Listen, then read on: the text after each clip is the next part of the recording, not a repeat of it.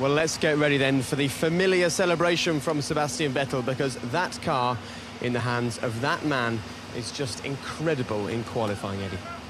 Well, I'm absolutely overawed, because here's a team that has emerged from really nowhere, no history, paying for their engines, paying for the tire, paying for everything, and they've come here on a wing and a prayer over the last number of years, and they are invincible. This is a remarkable performance. I absolutely love the way they go about racing. They're happy, they're friendly, and they just enjoy every moment. It's brilliant for this sport. Well, Fernando Alonso, he had provisional pole. He thought he was fast, he thought that he could do it, and there it is, the old German guard up against the new one, just congratulating him, and there it is, the single finger from Sebastian Vettel that says, I am the man, I am on pole, and I am the man that wants to win the world title. Just 68,000th of a second between Sebastian and his teammate in Japan. That was all it took, because Mark couldn't get past Sebastian. Are we set for a repeat performance here? Remember, Mark Webber will need to beat Sebastian to pick up the title, and Seb will be working super hard as he runs in there to get Wade. He is a man on great form at the moment. Obviously has something to say to Rubens Barrichello. There's been a lot of blocking out there on the track, so they're having a little chat about something. But he is on great form, isn't he, Seb? Well, I think he, mentally or otherwise, he will say, of course, it was in the car, but he has found something. And he openly admitted to us here yesterday, and indeed on some of the preview bits that we did with him. And he seems like a man that's, you know, something has been lifted from the anxiety that he had, because he didn't seem at all comfortable with himself in some of the recent races. But now, certainly last week, the last race in Japan was sensational, and I'm really impressed with the way he's followed that up with this pole position. This wasn't easy. There was a lot of real hard driving there. Great performance by particularly the front five. They've made some small changes to the car. Those changes really seem to suit Sebastian Vettel. Mark Webber no longer enjoying the kind of control that he had in that team for a short amount of time. And you could see there a short shot of the fans in the grandstand. That's another fantastic news story from South Korea. The fans turned up in their droves. But what about all the people packed into the McLaren Technology Centre in Woking? Well, one of them was David Coulthard. He's been watching the session unfold at the McLaren HQ, and now for the first time we can take our cameras inside what they call mission control. David, what was that experience like? A new experience for you, I'd guess. Well, indeed, it's an emotion-free zone here, so even after what I'm sure must be a slightly disappointing session, but I'm just sitting here with Simon, who's been taking me through everything. We've got an array of monitors here, which we're not allowed to show you, giving us some great information out on track. But a little bit disappointed with that qualifying?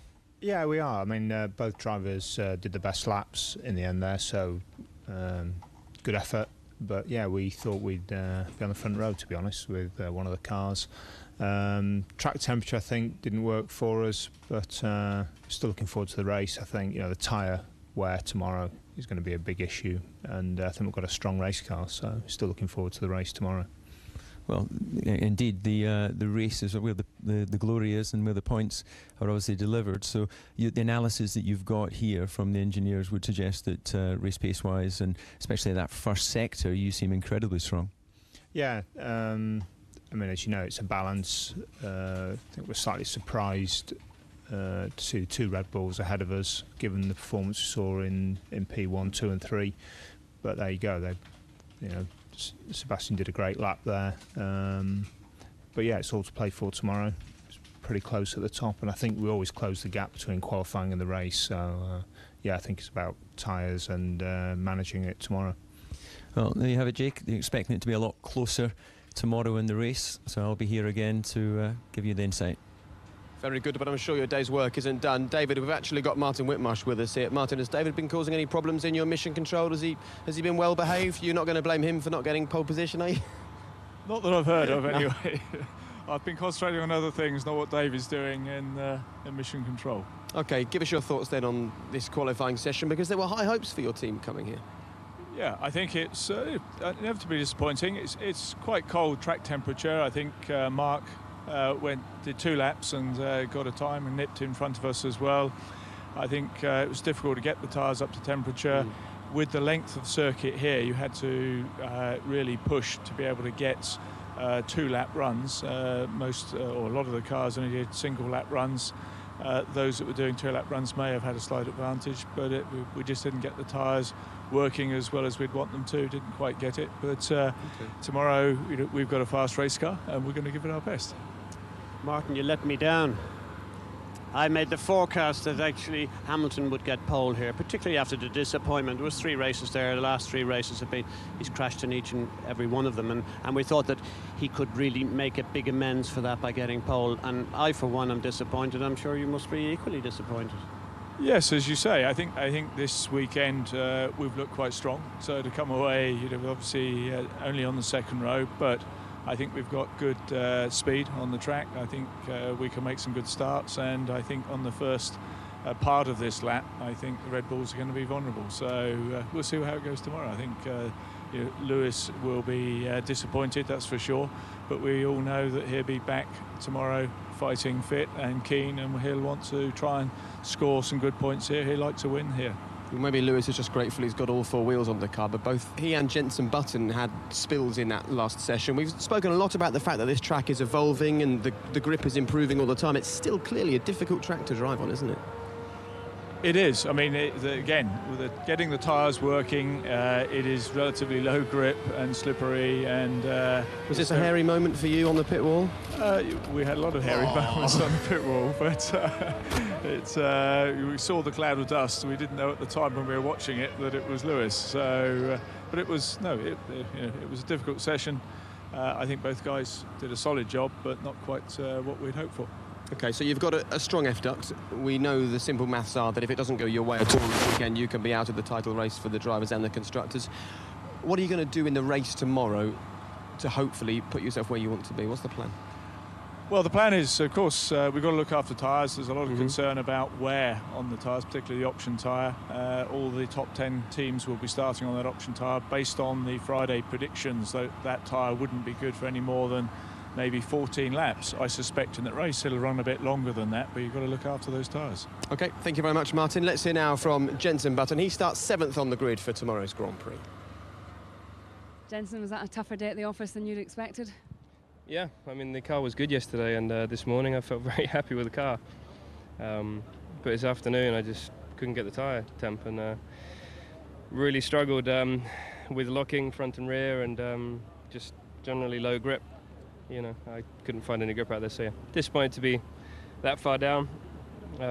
Lewis was a lot quicker, but still only 4th. So yeah, a bit of head scratching going to be going on in a minute. But the good thing is I'm on the clean side, and there's a couple of long straights after the start, so it's going to be a fun first lap. How does this all translate for tomorrow? How do you think it will play out from your point of view? I haven't got a clue. Tyres will obviously be a main focus for everyone, though. Yeah, and it's whatever the weather does, because if it's cold like this, it's tricky for everyone as well to get heat into the tyres, especially the fronts if you've got that much fuel on board. So yeah, it's going to be tough whatever the weather does, and also there's a chance of rain also tomorrow, so it's all up in the air a little bit, and you can make or break your race, I think, on the first lap, so we'll be looking for a good start and make up some places. Well, the message there was crystal clear, wasn't it? This was only qualifying. The real action starts tomorrow. Jenson Button will start 7th on the grid. Lewis Hamilton starts 4th. Just tell us about your qualifying. Happy, disappointed? No. Of course, we would want it to be on pole. Do a quick line with Eddie. The team have done a phenomenal job in getting new parts here this weekend, and the car has felt great all weekend. I think I got more than what we had in the car out of it, and I couldn't really ask for any more. I couldn't get any more out of it. I don't know where they found half a second, but still we're there in the fight, and from there we've got some long straights, so it may suit us. You had a OK, I'm sorry about that. We couldn't hear Lewis Hamilton at all. Well, we'll try and sort out that problem and hear from Lewis before we disappear off air. We've got plenty of time to talk about today's qualifying session. Felipe Massa just wandering past. The weather, it's going to be interesting tomorrow, isn't it? Well, normally you're able to forecast certain things about, but this is new territory for everyone. 60% chance of rain here tomorrow. That on top of, we talked about the resin on top of the circuit. You put that into the mix, anything could happen. You haven't seen the end of this race yet. Very tasty. Probably the last thing that Sebastian Vettel wanted to hear, to be honest. Let's hear now from Sebastian and the rest of the boys in the press conference. Sebastian, great pole. You only had 1 lap run at the end, but you edged it by 7/100ths of a second yet again this season.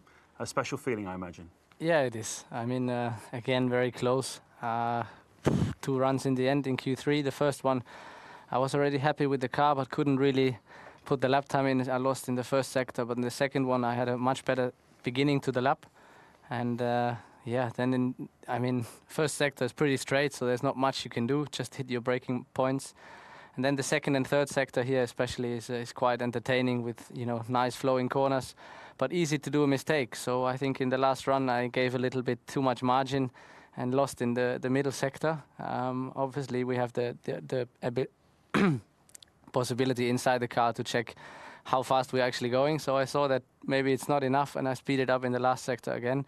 Unfortunately, again, as you said, with a very little margin, but enough for pole, which I think is a very good achievement from all of us, especially because yesterday wasn't smooth running at all.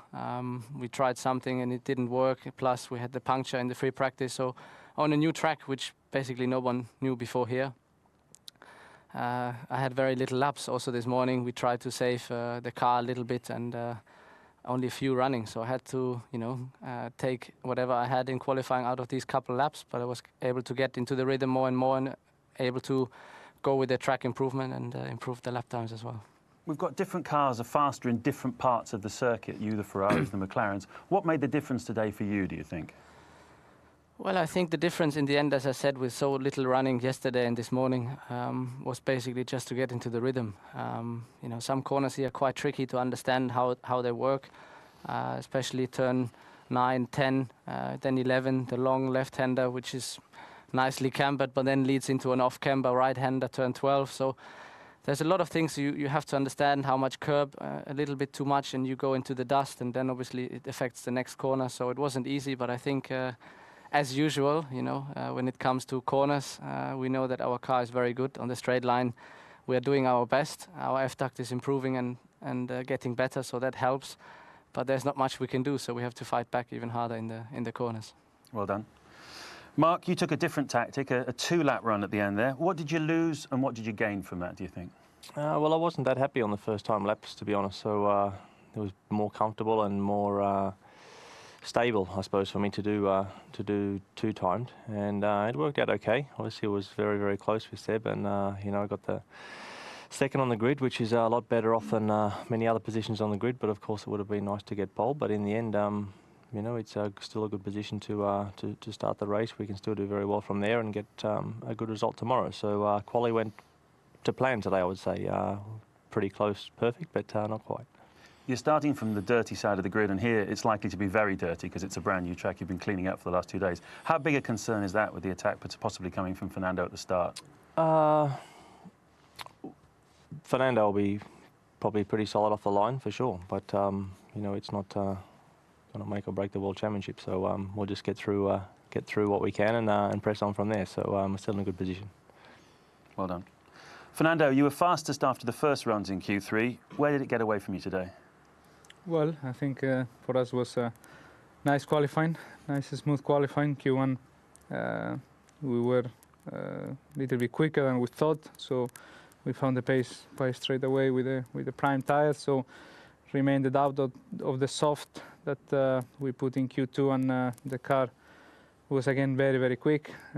So you know, in Q3 we knew that we have a little possibility, not too much, because we know that when arrived to the crucial moments, Q3 Red Bull normally is pushing a little bit more and being a little bit quicker than everybody. So with not too high expectations, we went into Q3 just to give our maximum again, once more, one race again, and I think P3, you know, again, once more, I think is our maximum potential today, which in a way is very good news, because normally in qualifying is not our strongest point of the weekend, and here seems that we are quite close to the Red Bull, so looking good for tomorrow. So what's the plan for attacking these two tomorrow during the race? Well, I think first of all we need to see the forecast. Still some doubts about the rain possibility, especially in the morning, so we need to be very calm. We need to finish the race. That's first priority. We are 5 contenders at the moment. Maybe tomorrow not all of five finish the race, so we cannot be one of those that doesn't finish, because we need to keep scoring points every race, and I'm sure that if we do that, we will be very happy tomorrow afternoon. Well done. Sebastian, back to you. Well, Alonso made it perfectly clear there, didn't he? It's not about qualifying, it's about the points. And how many points can these boys pick up? Sebastian Vettel on pole once again. Can he beat his teammate all the way to the line as he did 2 weeks ago? Bit of a struggle today for McLaren. Lewis Hamilton there starting fourth, just in front of Nico Rosberg. Jenson Button having problems with his tyres for the whole session. And he starts a little bit further back. He starts in 7th place. And then we get to the guys that really did have a bad day. Kobayashi and Nick Heidfeld hoped for better. What's happened to Force India? Even Adrian Sutil, who everyone rates as a very strong driver in this series, is starting to struggle. And towards the back, the same old faces, the new teams not making it through. Now, Lewis Hamilton, we tried to hear from him just a few moments ago. Unfortunately, we could see him perfectly fine, but we couldn't really hear from him. We'll speak to Martin in just a few moments, but first, here is Lewis. Lewis, just tell us about your qualifying. Happy, disappointed? Of course, we would want it to be on pole. Team have done a phenomenal job in getting new parts here this weekend, and the car has felt great all weekend. I think I got more than what we had in the car out of it, and I couldn't really ask for any more. I couldn't get any more out of it. I don't know where they found half a second, but you know, still we're there in the fight, and from there we've got some long straights, so it may suit us. Well, you had a very unconventional entry into the pit lane. Just tell us about that. Yeah, there's a big bump on the way in on the entry of the pit lane, and you know you've got to practice your entry through practice through the in laps, just to maximise on for the race, and hit that bump, and yeah, nearly was a big shunt. We'll put it down to practice. Just looking forward to tomorrow's race. Obviously, there's so many unknowns: the weather, tyres. How are you feeling? I feel that we're competitive. Our long runs are good. You know, the car's the best it's been, and you know, I just got to do the best I can with what we have. You know, we can't ask any more of the guys back at the factory, all the guys here, and I don't think you could have asked any more from me. So I think tomorrow we're still in a fighter position. We've got good starts, not on the clean side of the grid. We'll have to see how much of a negative that is, but generally, I think we can have a good race tomorrow. Well, we shall see. I imagine Lewis Hamilton will be keen for a rather exciting first lap tomorrow, just behind all of his championship rivals. Martin's down and joined us in the paddock.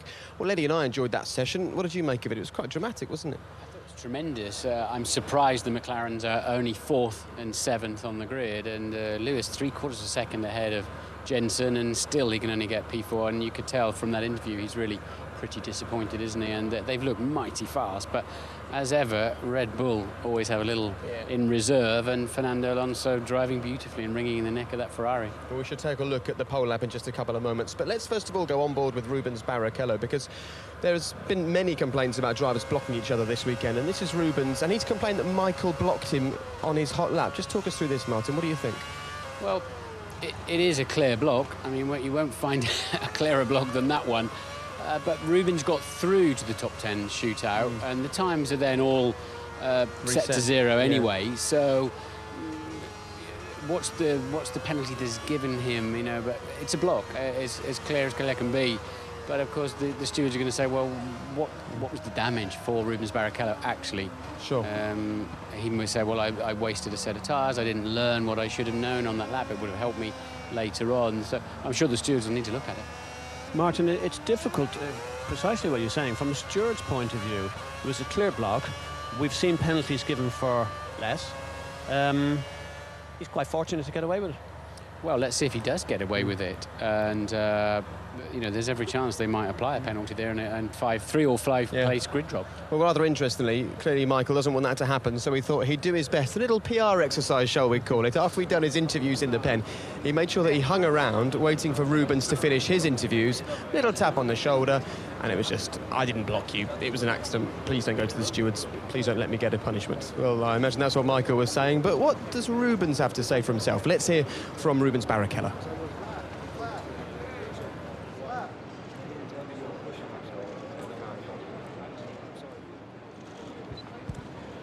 Well, Rubens, I know you were upset with Michael. It sounded during qualifying. He's just spoken to you there. What's the latest situation?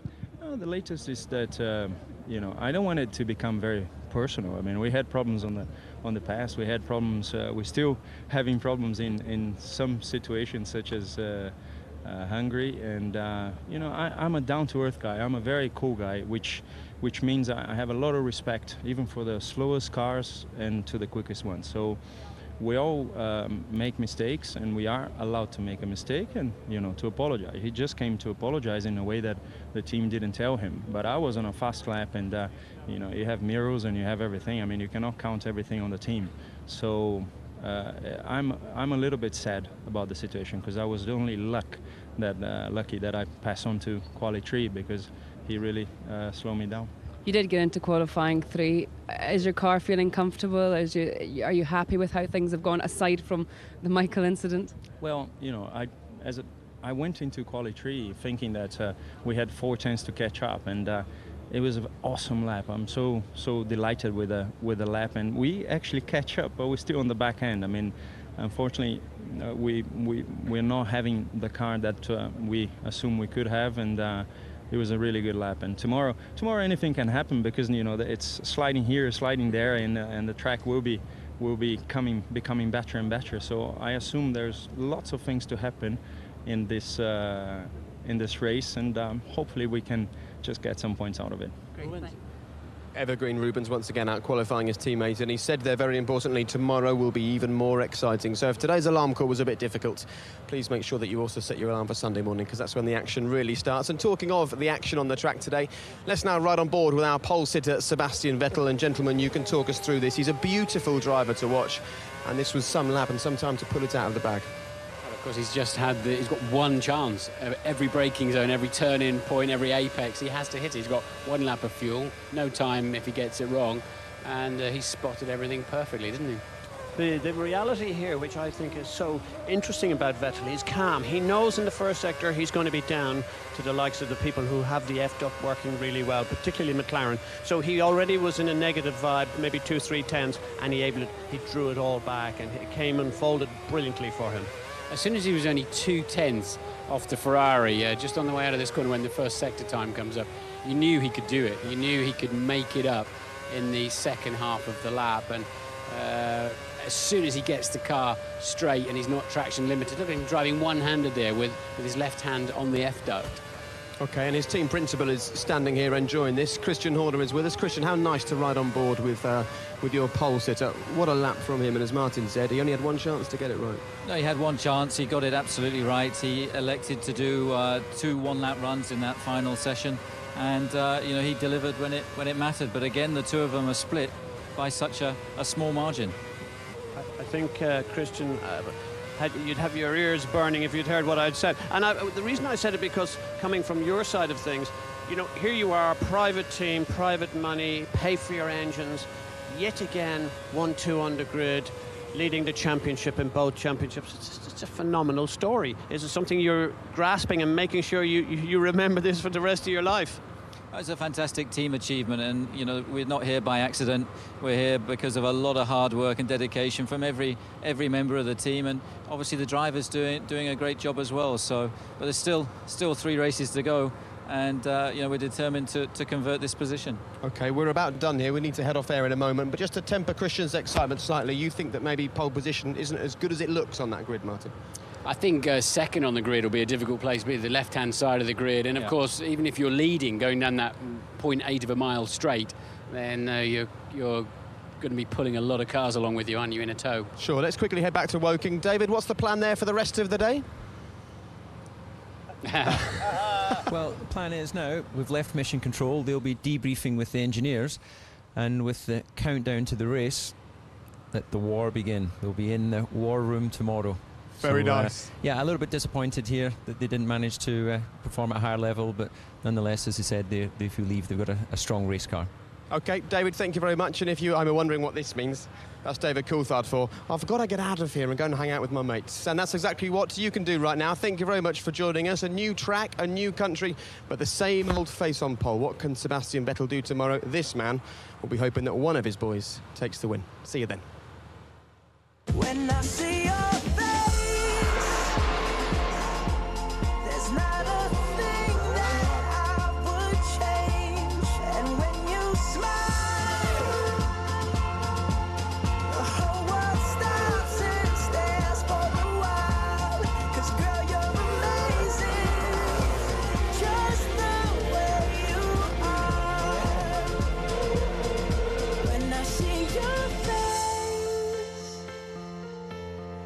not a thing that I would change, 'cause you're amazing, just the